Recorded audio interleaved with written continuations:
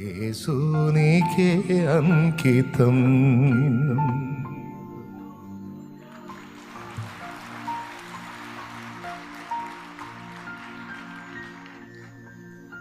నా వల్ల నీ నామానికి దోషం వచ్చి అవమానం వచ్చి నేను నీకు చెడ్డ సాక్ష్యం తెచ్చే పరిస్థితి ఉంటే దానికంటే ముందు నా ఊపిరే పోవాలి.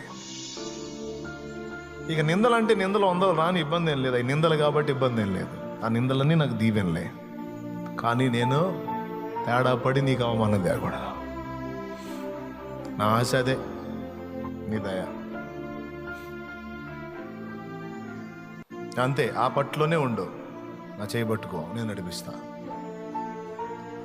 ఆ చిరుప్రాయంలో నేను దేవుని పనికి వచ్చినప్పుడు దేవుడు నాతో మాట్లాడి నన్ను నిలబెట్టి నా నుండి చేయించిన తీర్మానం ఆయన కృపతో స్థిరపరుచుకుంటూ ఇంత దూరం తీసుకొచ్చి నా బ్రతుకును దీవెనకరంగా మార్చాడా.